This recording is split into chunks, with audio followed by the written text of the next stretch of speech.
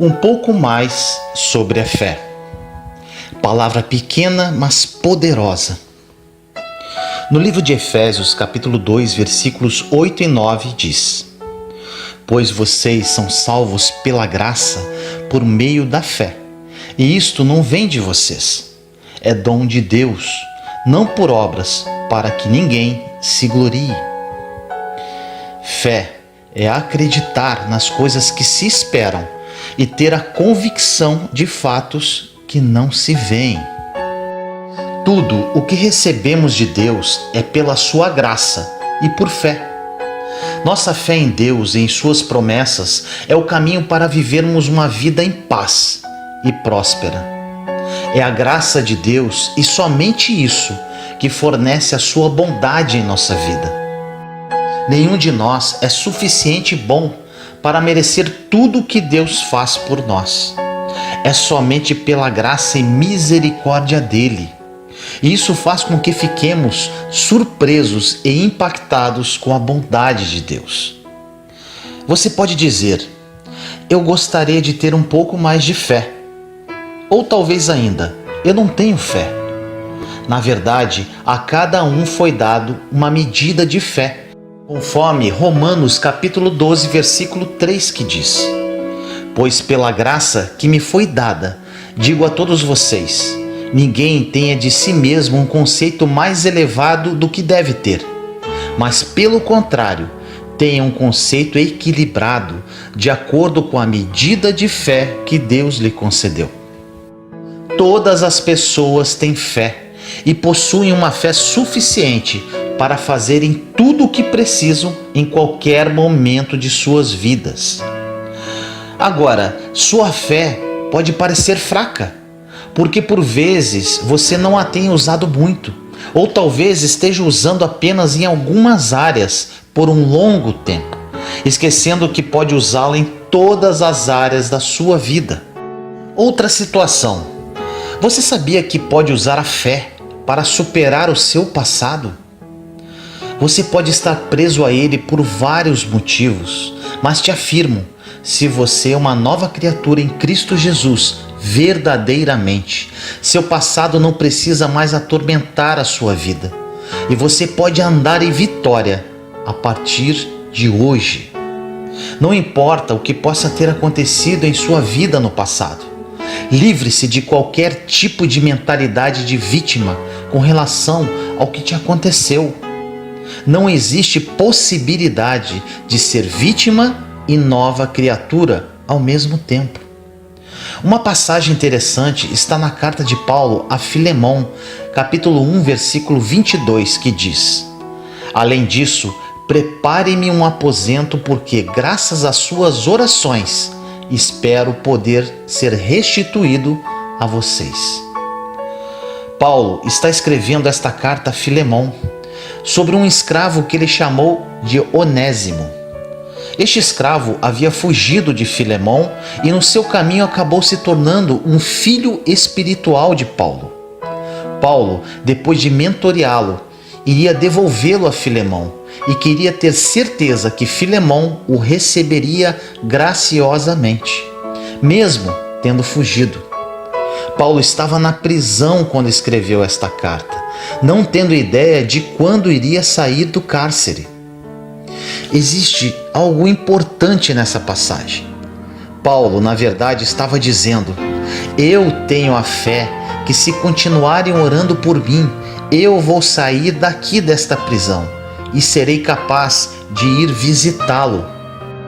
Paulo aqui nos mostra que ele tinha fé no poder da oração. Ele acreditava que quando orava, ou se outros orassem por ele, abriria a porta para a sua libertação da prisão. Não ore sem fé. Deus quer dar a você o que você pede. Deus ouve a sua oração de fé. Paulo disse: prepara-me um quarto na expectativa da minha visita. Vou te falar um pouco do poder da expectativa. A fé tem que ter uma expectativa ativa e agressiva.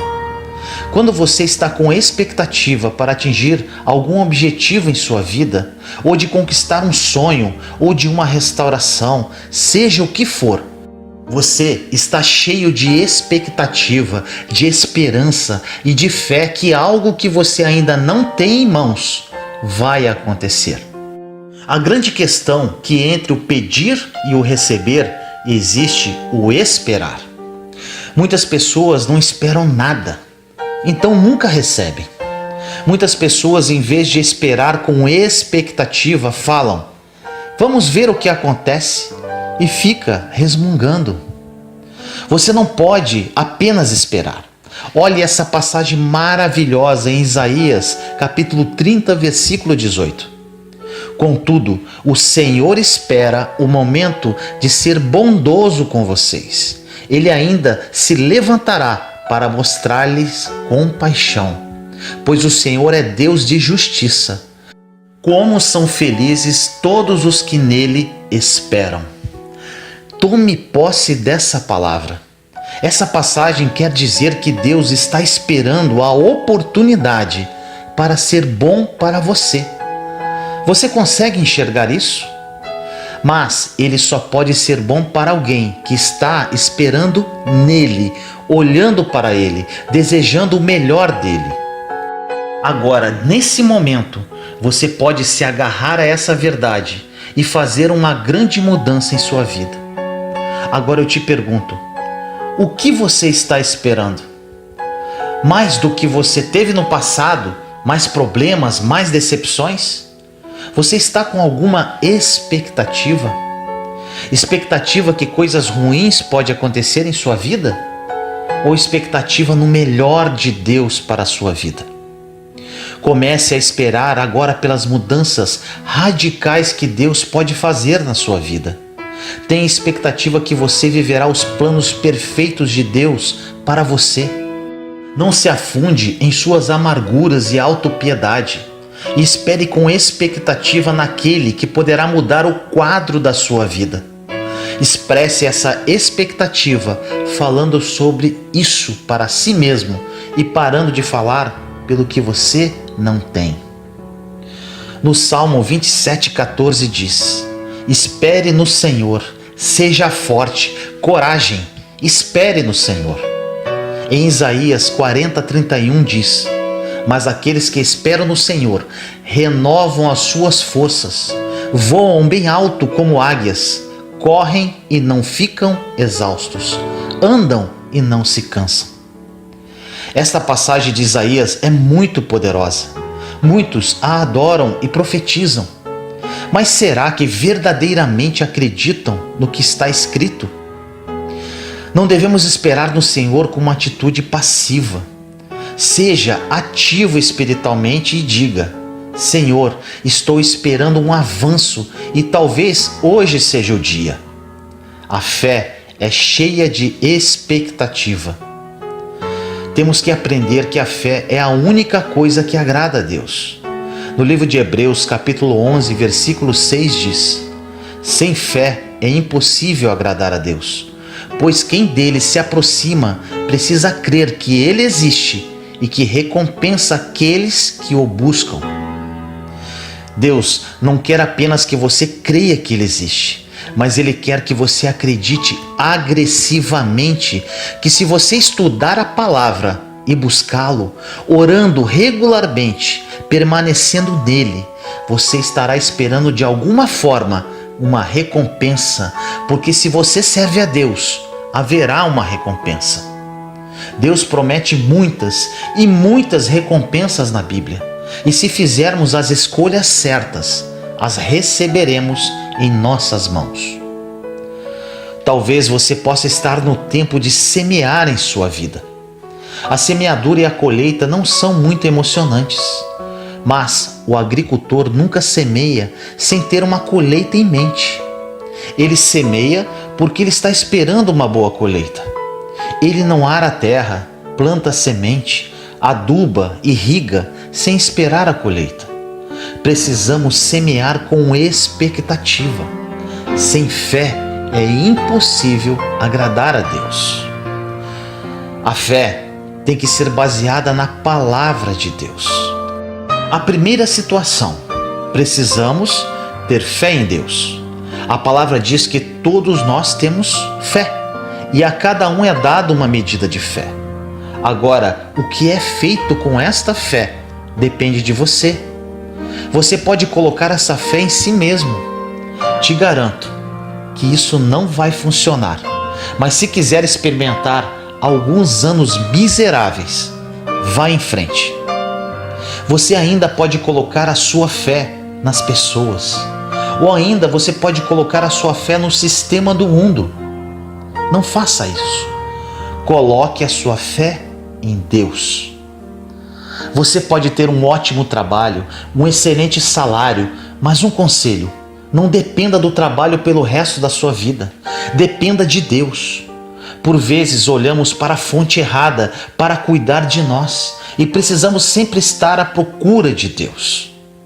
Quando depositamos nossa fé em Deus, abrimos uma porta larga de muitas oportunidades para Deus nos abençoar. Conheça a palavra de Deus para conhecer as suas promessas e colocar a sua fé nelas. Preencha as suas orações com a palavra de Deus. Lembre a Deus das promessas dele, assim como vários profetas fizeram, e espere nele. Agora, se você não lê a Bíblia, nunca conhecerá a palavra de Deus e, obviamente, nunca conhecerá as suas promessas. A Bíblia diz que Deus deu a cada um de seus filhos uma medida de fé. Quanto mais usamos esta fé, mais ela irá crescer.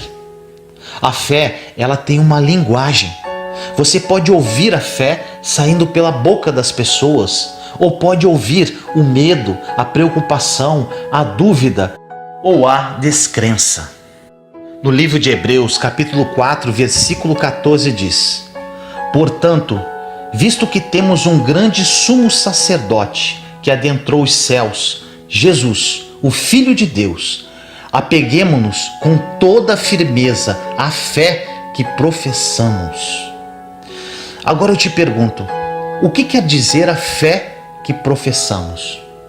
É aquilo que você diz com a sua boca, aquilo que você declara com suas palavras.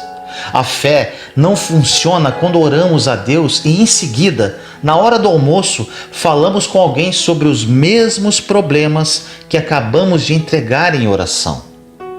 Preste atenção nisso.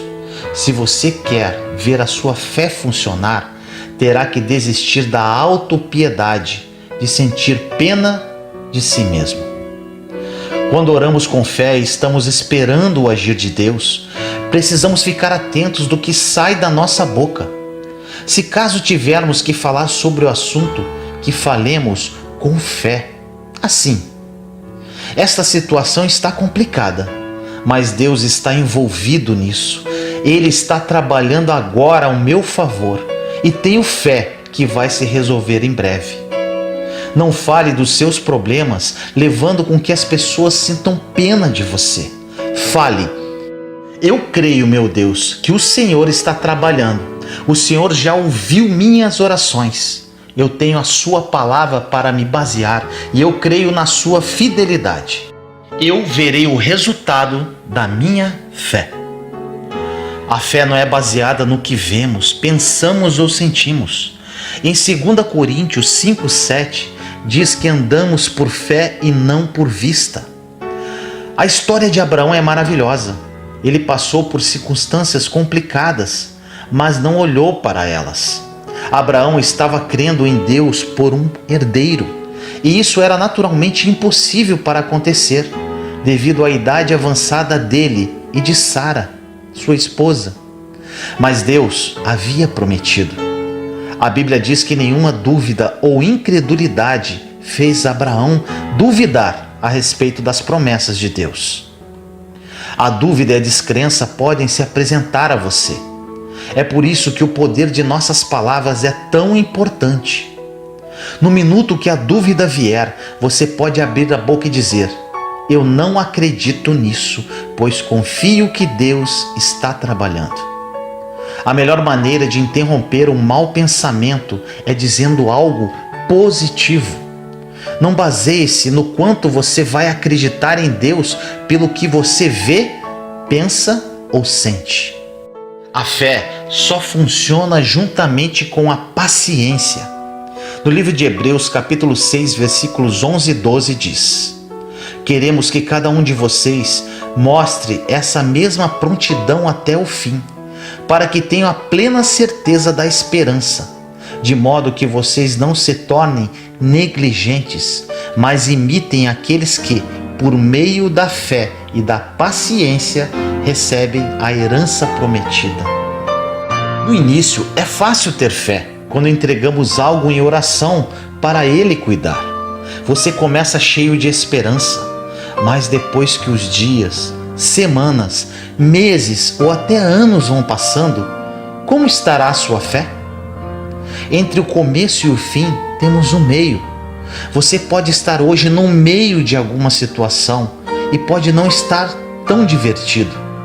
Você precisa ser paciente, pois terá que esperar, quer queira ou não. Paciência é como você age enquanto você espera. É como nos comportamos quando nós esperamos. Você poderá esperar com expectativa. Você poderá esperar com uma boa conversa. Você poderá esperar sendo uma bênção para outras pessoas. Ou simplesmente você pode desistir e ficar reclamando. Mas aí terá que começar tudo de novo. No livro de Hebreus, capítulo 6, versículo 15 diz: e foi assim que, depois de esperar pacientemente, Abraão alcançou a promessa. Abraão esperou por 20 anos.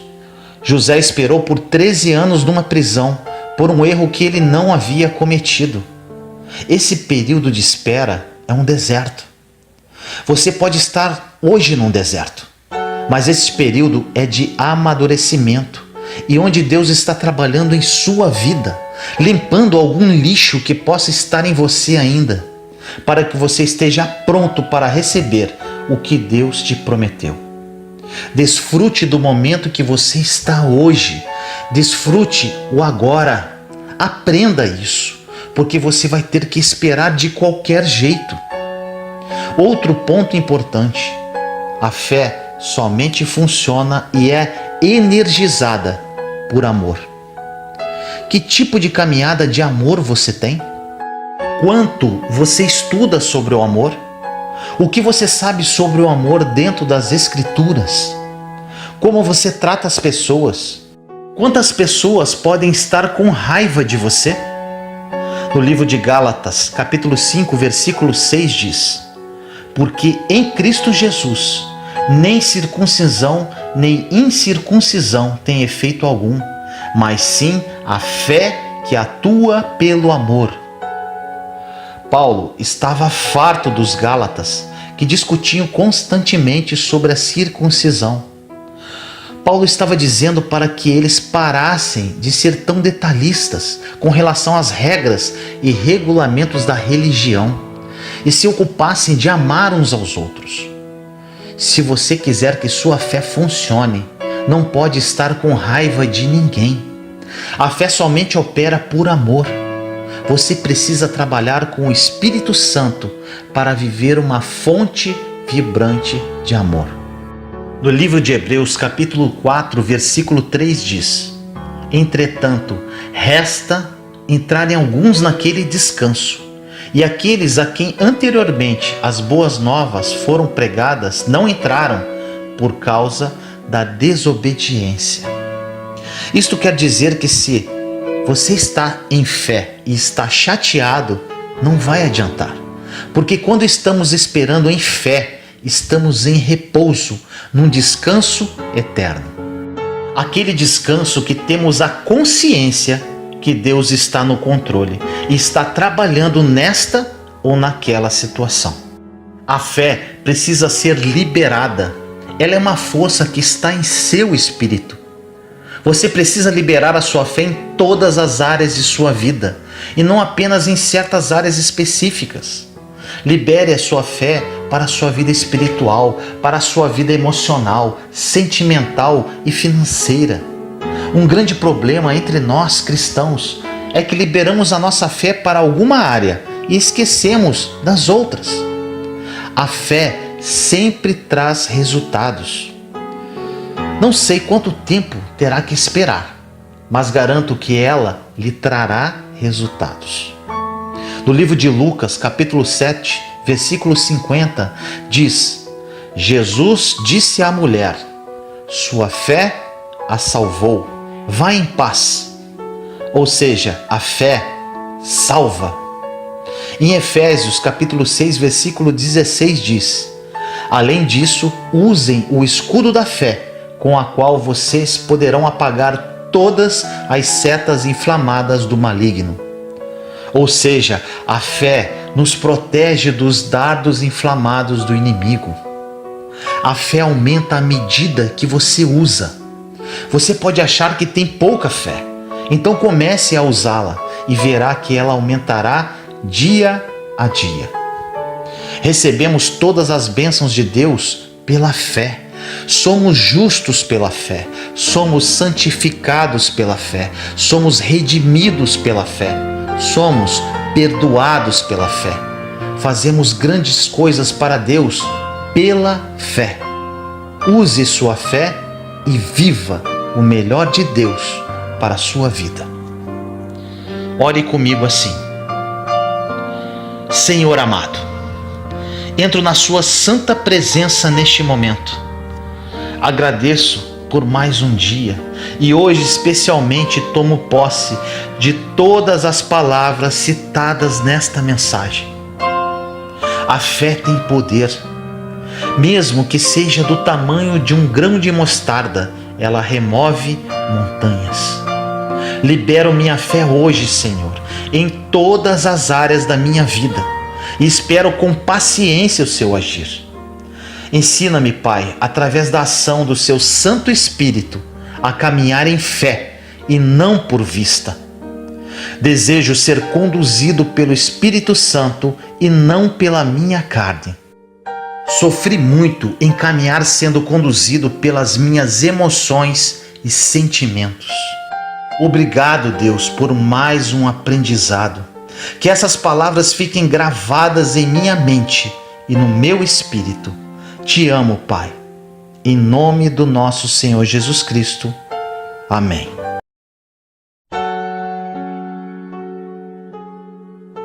Esperar em Deus não é perder tempo. No livro de João, capítulo 5, versículos de 5 a 8 diz: aí se encontrava um homem que estava doente há 38 anos. Jesus viu o homem deitado e, sabendo que estava doente há tanto tempo, disse-lhe: queres ficar curado? O doente respondeu: Senhor, não tenho ninguém que me leve à piscina quando a água é agitada. Quando estou chegando, entra outro na minha frente. Jesus disse: levanta-te, pega a tua cama e anda. No mesmo instante, o homem ficou curado, pegou a sua cama e começou a andar. Você é capaz de imaginar o que é esperar por uma grande bênção por 38 anos? Pode imaginar quantas vezes se tem vontade de desistir do sonho e se resignar com aquilo que parece não ter mais jeito? A palavra de Deus nos fala sobre um homem paralítico que por todo este tempo esteve à beira da piscina de Betesda, esperando a sua vez de ser curado. Talvez ele tenha sido levado para lá por alguns amigos bondosos, que certamente desistiram de esperar por sua cura. O que devia passar no coração desse homem a cada vez que alguém entrava nas águas milagrosas antes dele? Quantas pessoas ele viu morrer ao seu lado? Quantas viu ir embora sem a cura nas mãos? Mas ele permaneceu talvez por não ter mais para onde ir, até que Jesus, o médico dos médicos, passou ao seu lado. Apesar dos lamentos e justificativas, como se o paralítico se sentisse culpado pelo seu próprio sofrimento e quisesse explicar por que ainda estava ali doente, o Senhor termina por curá-lo como sinal de grande misericórdia para com aquele homem que não desistiu da sua bênção.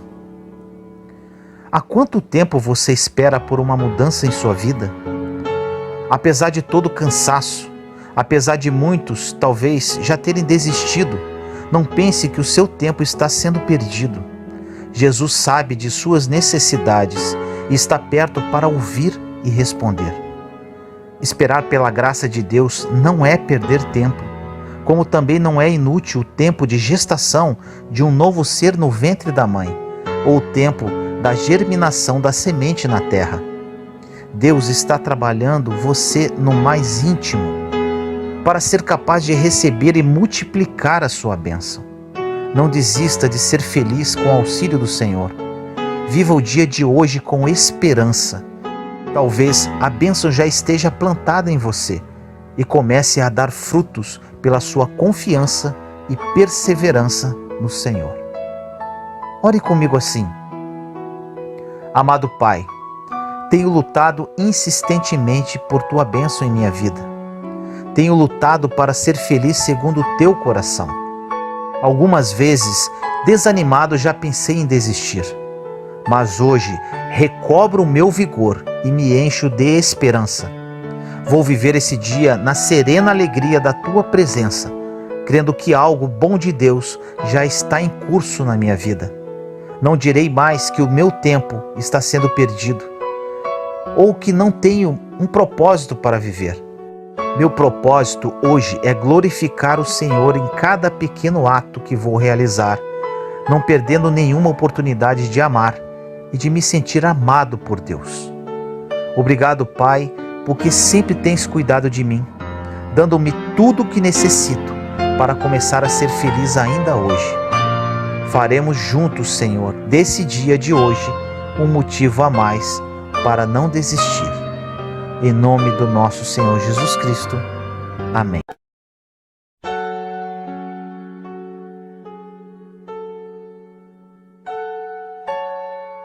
Você quer viver o sobrenatural de Deus?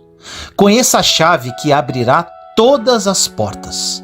Você já tem tudo o que precisa. No livro de Gênesis, capítulo 1, versículos 26 a 28 diz: Então disse Deus: Façamos o homem à nossa imagem, conforme a nossa semelhança. Domine ele sobre os peixes do mar, sobre as aves do céu, sobre os animais grandes de toda a terra e sobre todos os pequenos animais que se movem rente ao chão. Criou Deus o homem à sua imagem. A imagem de Deus o criou. Homem e mulher os criou. Deus os abençoou e lhes disse: Sejam férteis e multipliquem-se. Encham e subjuguem a terra. Dominem sobre os peixes do mar, sobre as aves do céu e sobre todos os animais que se movem pela terra. Meu irmão e minha irmã, essa mensagem poderá mudar a sua vida para sempre. Depende apenas de como você está disposto ou disposta a recebê-la. Tenho certeza que existem projetos na sua vida que ficaram no meio do caminho e projetos que ficaram somente no papel. Mas eu quero te encorajar e te propor neste vídeo uma direção que pode fazer com que a sua vida mude radicalmente a partir de agora. Se você seguir essa direção, te garanto que este ano, além de ser o melhor ano da sua vida, será um ano sobrenatural. A identidade é a chave para o melhor ano da sua vida. Na tua Gênesis, ou seja, quando Deus te formou, existe uma marca que ecoa, que diz: imagem e semelhança. Quando crescemos, tentamos adquirir características, personalidade, vamos tentando adquirir uma série de coisas que vão sendo acopladas a quem somos, quando na verdade o que somos desde o princípio tem o poder para mudar toda a nossa história. Nós somos feitos segundo a imagem dele e a sua semelhança. No Evangelho, aquilo que parece novo, na verdade, só estamos voltando ao princípio. Às vezes estamos tentando ser complexos demais, acoplar coisas demais, crescer demais, se desenvolver demais, quando Deus está dizendo: no teu DNA existe uma característica que ecoa e ela é suficiente para mudar toda a sua história, aonde você estiver. Você foi feito segundo a minha imagem e semelhança. Você não precisa de algo novo para viver o melhor ano da sua vida. Você só precisa voltar à origem, à sua gênese. Se você trouxer à memória a sua identidade, você não precisa se preocupar em correr atrás de nada, porque as coisas correrão atrás de você. É impossível ser feliz, ser completo e viver com propósitos sem saber quem você é. A identidade é a única chave capaz de abrir todas as portas. Você pode ter crise de identidade, crise em relação ao teu chamado, crise em relação ao teu propósito. E ainda, você pode conquistar o que for, mas você nunca vai se sentir completo, porque a identidade não alcançamos no final da trajetória. Mas sim, tem que ser algo que resolvamos antes de iniciá-la. Por isso que existem casamentos que não duram muito tempo. Isso não quer dizer que o casamento era ruim, mas a verdade é porque a identidade não estava bem definida dentro de você antes de casar-se com alguém. Se você não está bem resolvido consigo mesmo, como vai conseguir ficar bem resolvido com alguém estranho? A nossa geração tem uma característica diferente de todas as outras. A expectativa da nova geração, no caso do trabalho, é que não vamos ter daqui a algum tempo um patrão fixo e lugares fixos de trabalho. Na verdade, isso é reflexo de uma geração que não consegue se submeter a um lugar específico ou a alguém. Isto porque está em uma crise consigo mesmo e acha que o problema está ao seu redor. O número de divórcios na igreja tem crescido como nunca antes, sendo que o casamento não está em crise. Nós é que estamos. Os jovens estão desempregados a níveis altíssimos, sendo que o problema não está no mercado de trabalho, o problema está em nós. Agora uma pergunta assertiva. Por que a nossa identidade é a única coisa capaz de mudar a nossa vida?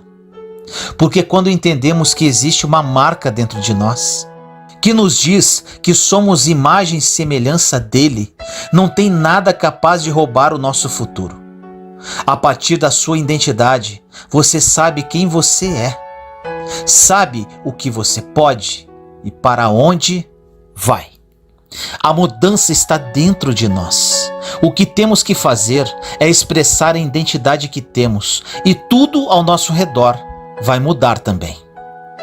Mas você pode perguntar: o que devo fazer? Não se preocupe tanto com os projetos que você anotou no papel. Se preocupe, acima de tudo, em entender exatamente quem você é. Porque todos os projetos só saem do papel quando você sabe quem é primeiro. E tudo fluirá a partir disso.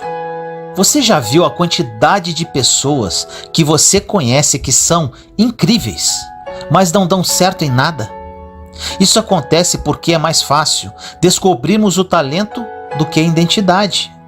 Não confunda um com o outro. O talento se revela através do que nós fazemos e a identidade está lá dentro, onde nós somos. Às vezes confundimos quem somos com o que fazemos. Começamos a acreditar erroneamente que se somos bons em várias coisas, na verdade é porque estamos bem resolvidos. Só que existe um problema. A sua performance te levará até um certo ponto, mas só a sua identidade te levará dali em diante. A Bíblia está cheia de exemplos como esse. Você pode observar inúmeras pessoas que tiveram uma performance extraordinária até certo ponto, até um momento que só a identidade poderia levá-las adiante. Acredite no que eu estou falando agora. Este ano vai ser um ano extraordinário, porque sabemos quem somos e sabemos para onde vamos. Te faço um convite agora. Vamos caminhar com este foco? O universo de cada um é de acordo com o seu conhecimento. Os estudiosos vão dizer que tudo se resume ao conhecimento geral. Os religiosos vão dizer que tudo se resume ao conhecimento bíblico. Já o Evangelho nos diz que tudo se resume a Jesus. Ou seja, se você conhece Jesus parcialmente, você começa a conhecer a sua identidade parcialmente também. Se você conhece Jesus em partes, você vai usufruir dele em partes também. O seu presente só faz sentido se você voltar à sua gênese. Porque imagem e semelhança significam que quanto mais você conhece a Deus, mais você conhece a si mesmo. Tem muitas pessoas frustradas, achando que a sua jornada se resume em ser grande. Só que a sua jornada se resume a ter propósito. Porque você pode ser grande e estar vazio. Todo o desígnio de Deus carrega consigo um propósito. Você pode ser incrível, grande, você pode ser o que for, mas enquanto a vontade de Deus não soprar sobre a sua vida, não existe desígnio, não existe propósito, a sua vida fica vazia.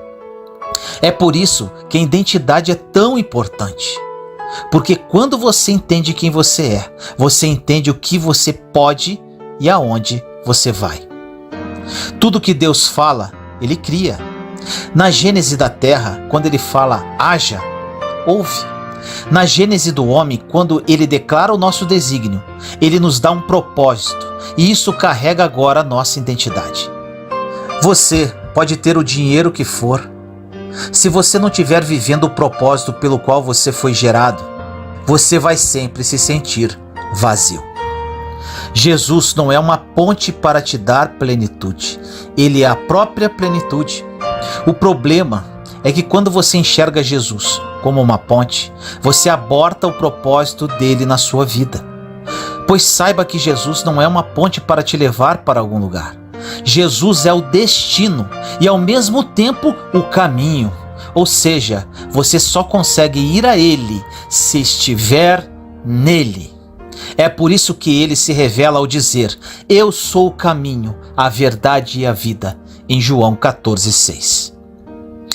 Existe um propósito de Deus para você que antecede a sua criação.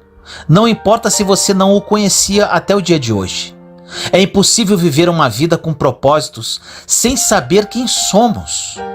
Identidade deformada é como a terra antes de Gênesis, grande, mas vazia.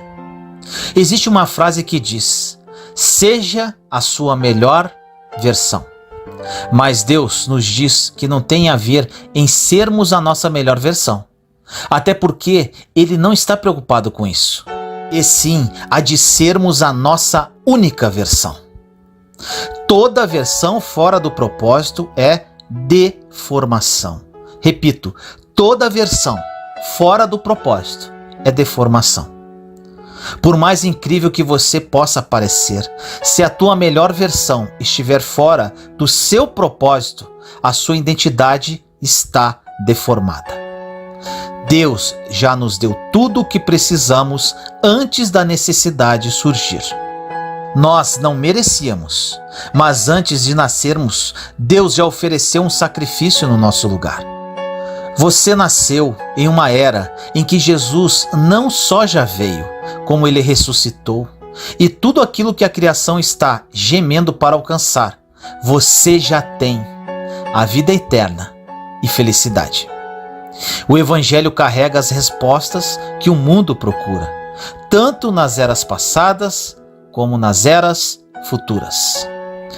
Gustavo Paiva, um pastor, diz que todo questionamento que é feito no ambiente de incredulidade vai te afastar das respostas, porque você não acredita e só está questionando por querer confrontar somente.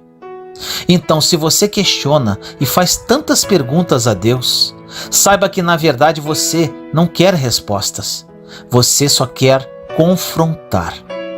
E ele continua dizendo que toda pergunta que você faz em um ambiente de fé gera revelação.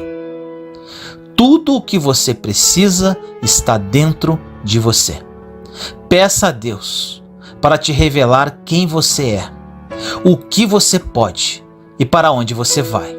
Até porque não vale a pena perder um dia sequer sem servir aos propósitos dele. Viva os desígnios de Deus. Marque esta geração. Dê passos em caminhos que ele te chama.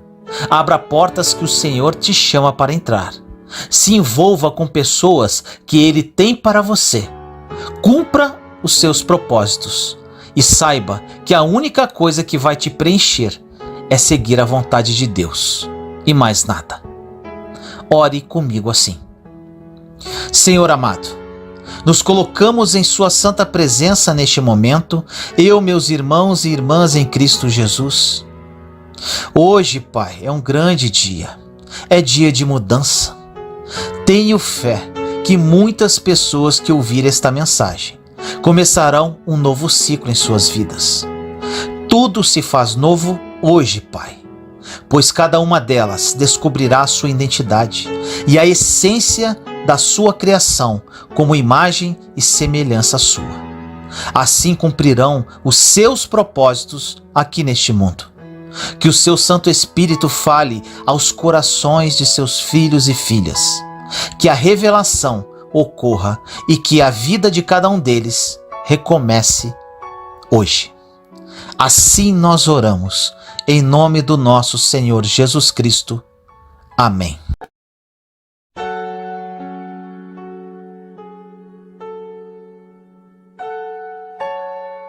Até quando vou ter que esperar para realizar os meus sonhos? No livro de Jeremias 29:11 diz: porque sou eu que conheço os planos que tenho para vocês, diz o Senhor. Planos de fazê-los prosperar e não de causar dano. Planos de dar a vocês esperança e um futuro. Em Provérbios 16:3 diz: consagre ao Senhor tudo o que você faz e os seus planos serão bem-sucedidos. No Salmo 37:4 diz: deleite-se no Senhor e Ele atenderá os desejos do seu coração. Essas passagens nos trazem grande esperança, não é? Mas você tem vivido esses tão sonhados planos que Deus tem para você? Vou iniciar esta mensagem com algumas perguntas que você pode estar fazendo agora.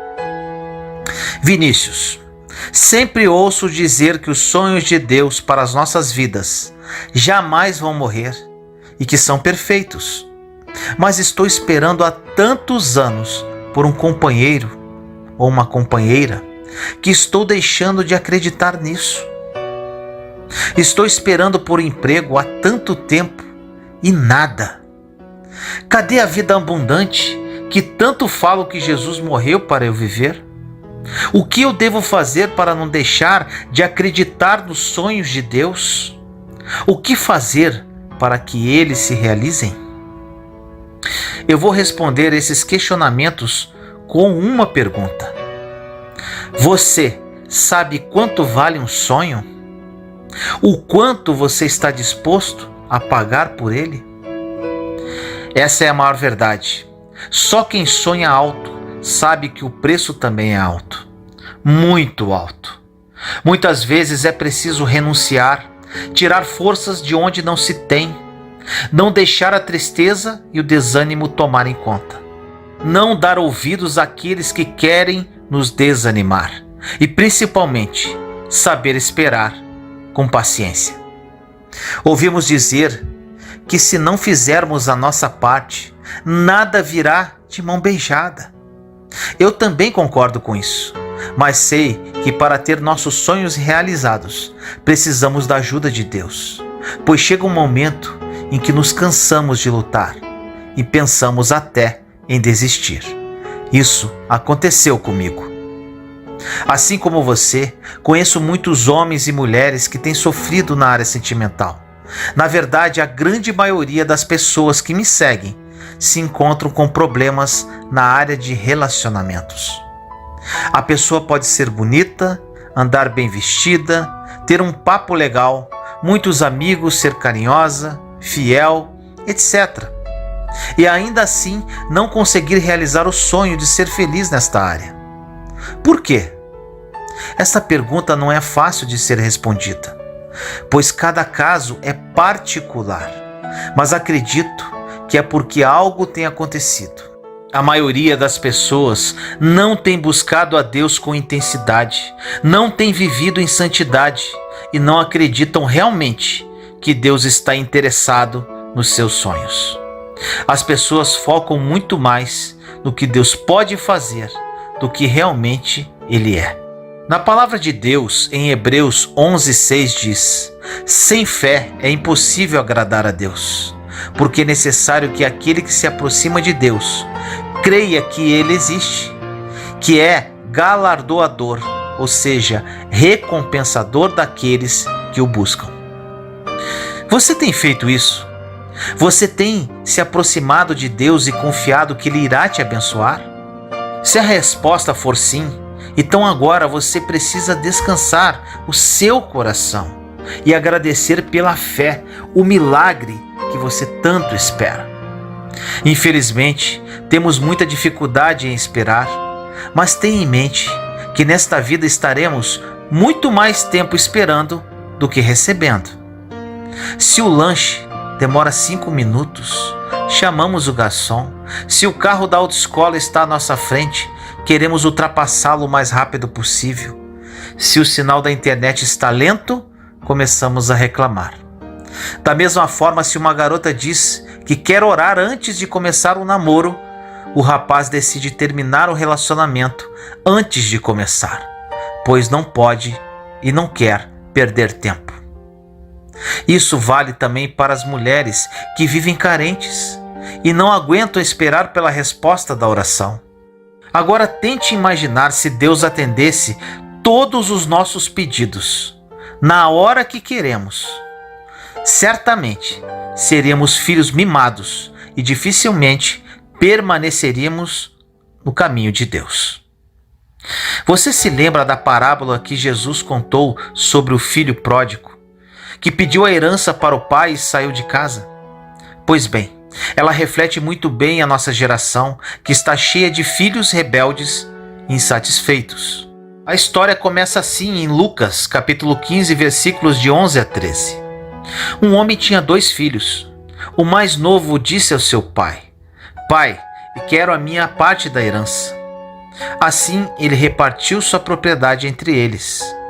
Não muito tempo depois, o filho mais novo reuniu tudo o que tinha e foi para uma região distante, e lá desperdiçou os seus bens vivendo irresponsavelmente. O final você já deve saber. A herança que aquele filho recebeu do pai acabou muito rápido.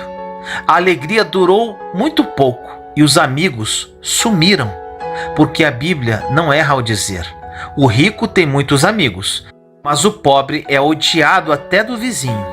Provérbios 14:20.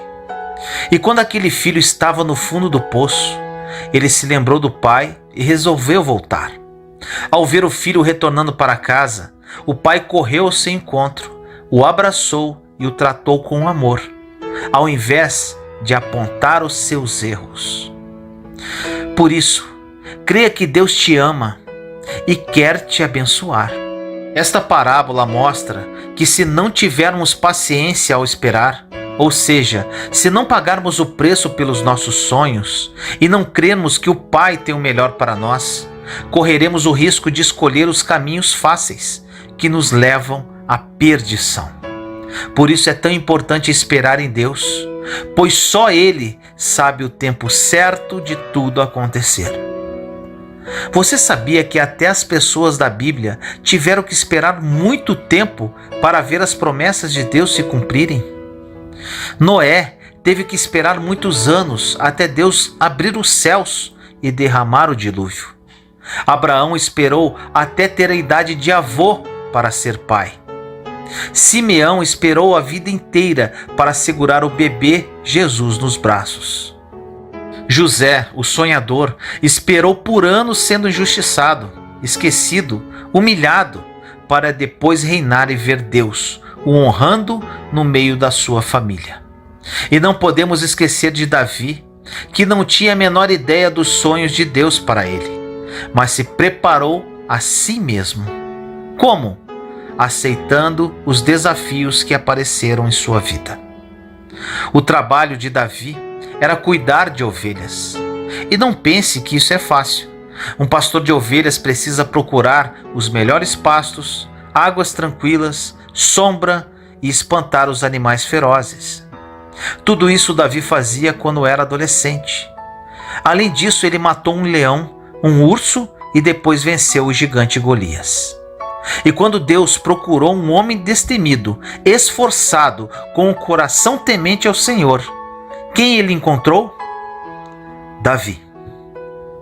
Então, não desista da sua caminhada agora, nem tenha medo de enfrentar os desafios que surgirem à sua frente. Deus está olhando para você, e quando o tempo dele se concretizar, você dará um lindo testemunho, assim como Davi disse, no Salmo 40, versículos de 1 a 3. Esperei pacientemente pelo Senhor, ele se inclinou para mim e me ouviu quando clamei por socorro. Colocou-me os pés sobre uma rocha e me firmou os passos, e me pôs nos lábios um novo cântico, um hino de louvor ao nosso Deus. Ore comigo assim: Senhor amado, nos colocamos em sua santa presença neste momento, eu, meus irmãos e irmãs em Cristo Jesus. Pai, muitos dos seus filhos e filhas que oram comigo hoje estão cansados de esperar. Alguns estão há anos aguardando que seus sonhos se realizem em diversas áreas: vida sentimental, financeira, vida emocional. Renove-os agora, Pai, através desta oração. Que eles criem a consciência que o seu tempo é o melhor e, por mais que demore, quando chegar, será perfeito. Que esses sonhos sejam realizados no tempo oportuno e da forma que o Senhor bem entender. Enquanto isso, Senhor, que eles desfoquem disso e foquem somente em Jesus. Que eles sejam banhados agora, Pai, pelo sangue de Jesus e fortificados pelo seu Santo Espírito. Assim nós oramos em nome do nosso Senhor Jesus Cristo. Amém. Juntos somos fortes. Compartilhe esta mensagem para que mais pessoas sejam edificadas. Inscreva-se no canal e acione o sininho para ser notificado de novos vídeos. Te amo em Cristo Jesus.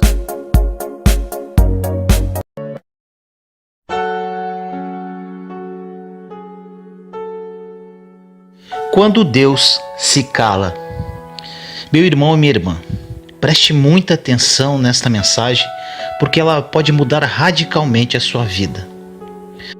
No livro de Jó, capítulo 30, versículo 20 diz: Clamo a ti, porém tu não me respondes.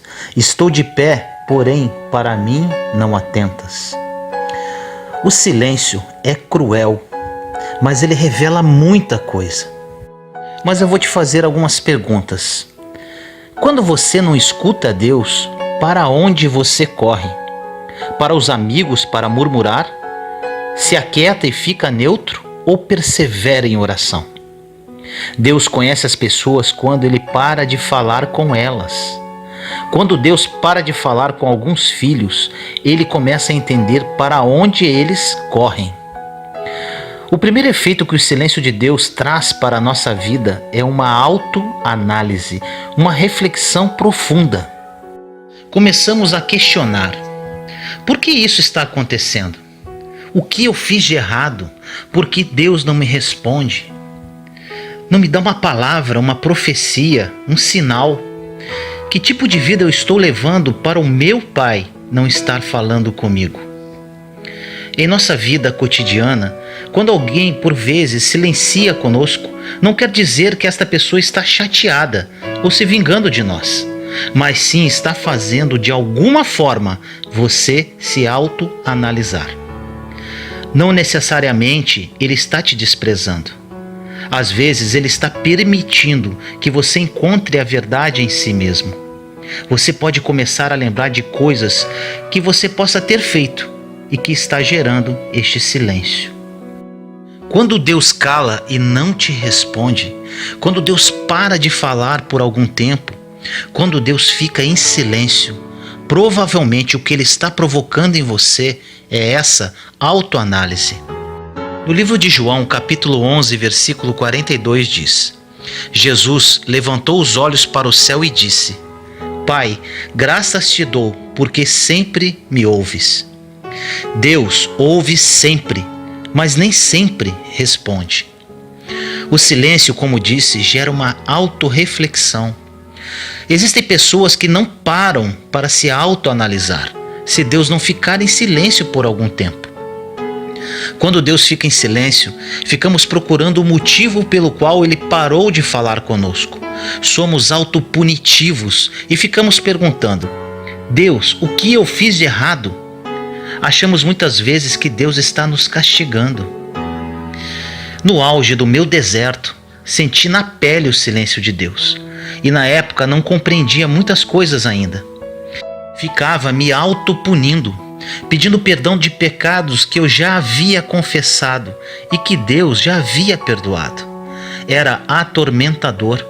Orava sem cessar, madrugadas adentro, e não ouvia uma voz, uma palavra, um sinal.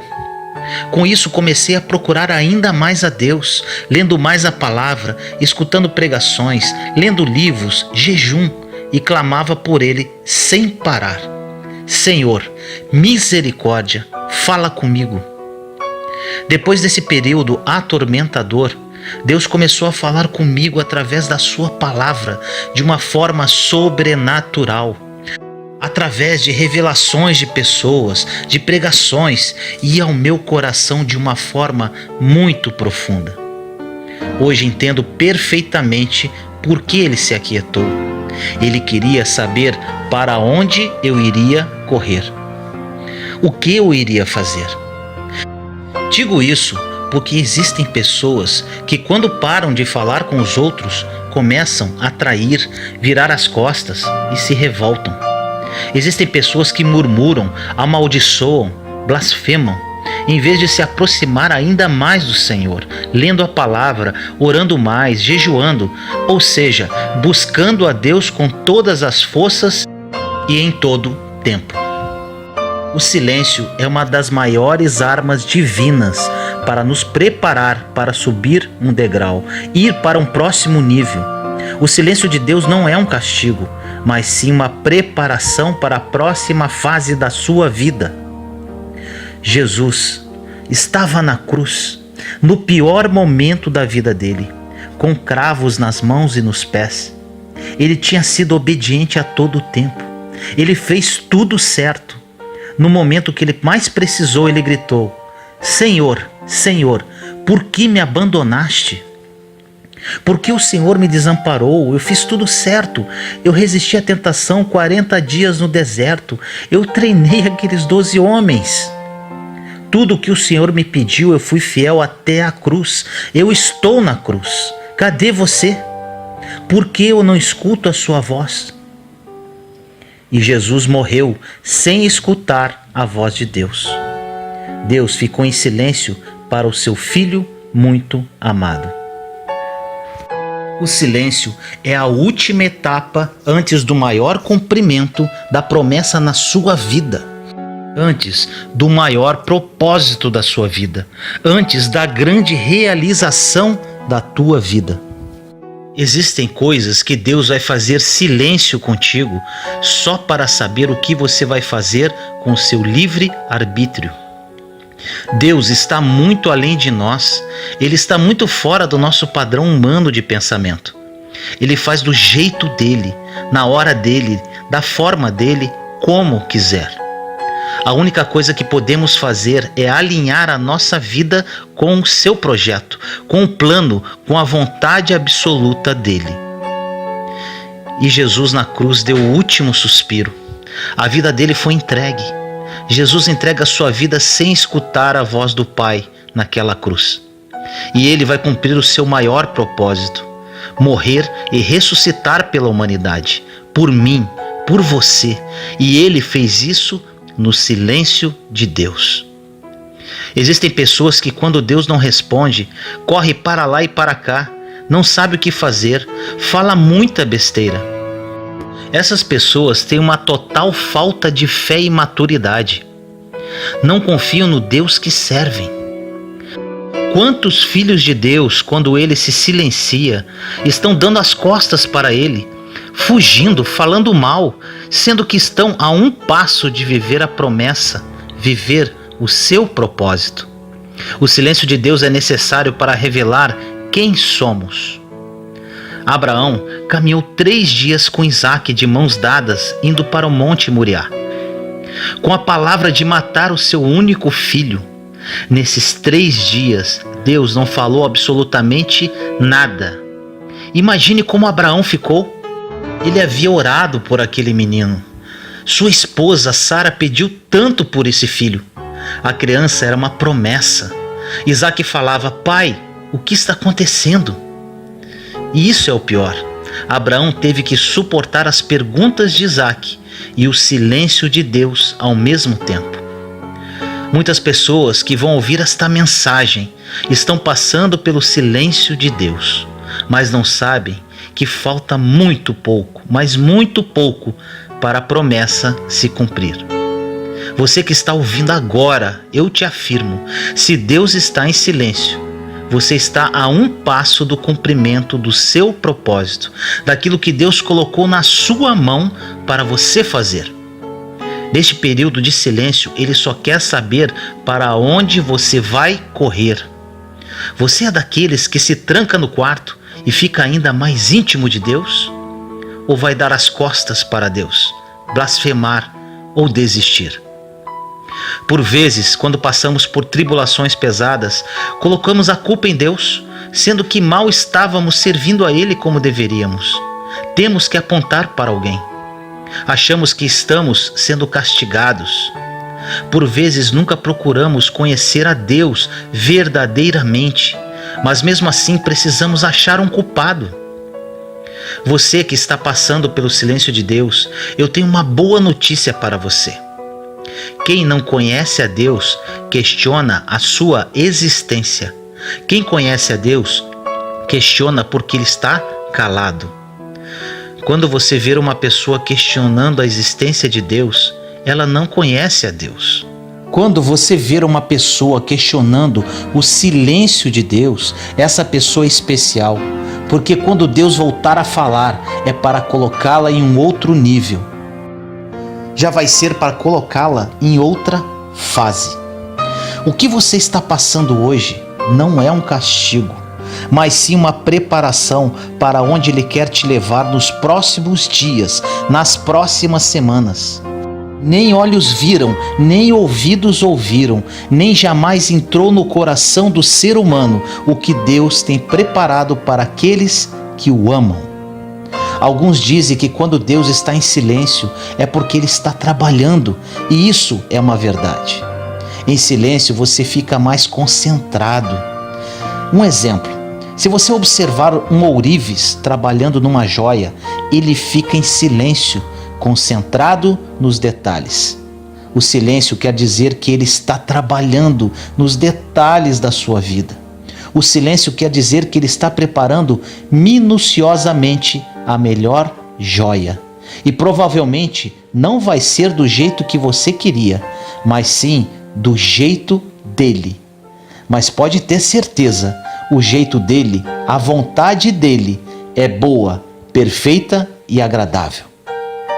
Outra situação que o silêncio de Deus revela é o seu nível emocional, o seu nível de realização, a forma que você lida com as próprias emoções.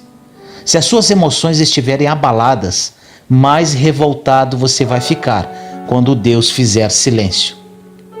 A Bíblia fala que o coração é a sede das emoções. Quando a Bíblia fala para guardarmos o nosso coração, ela está falando de emoções.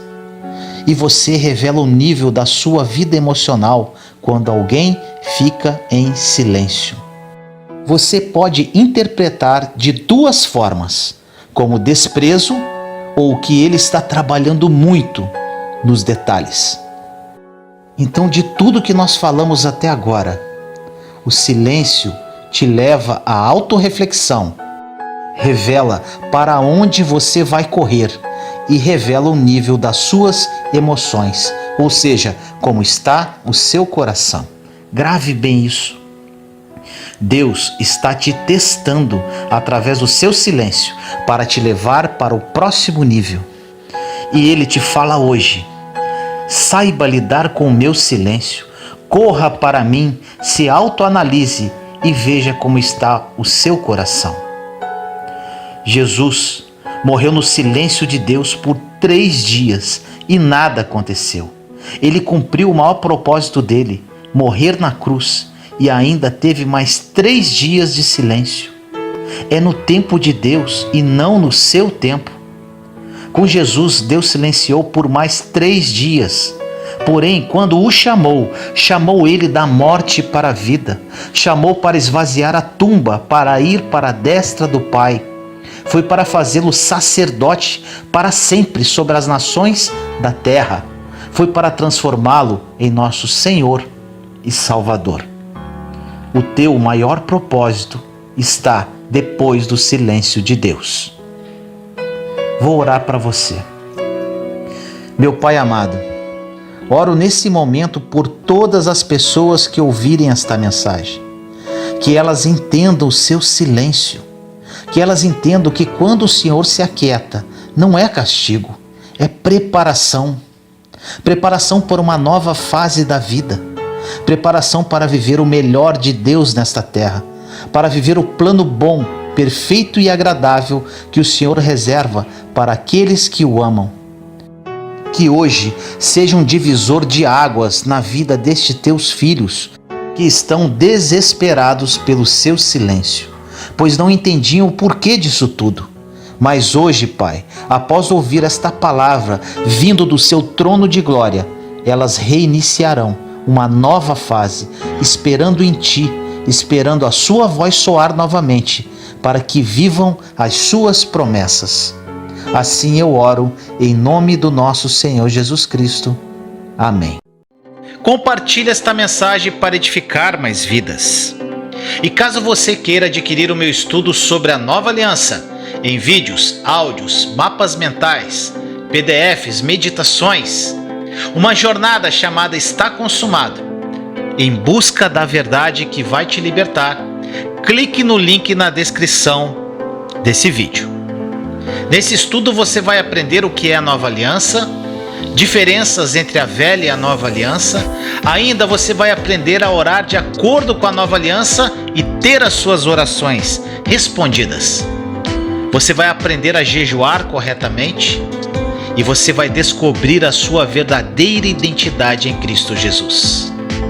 Além disso, você vai entender o que representou a obra consumada da cruz de Jesus e todos os benefícios que ela carrega, entre outras coisas incríveis. Então clique agora, não perca tempo e aproveite a promoção desse estudo incrível, que foi feito com muito amor e carinho. Te amo em Cristo Jesus.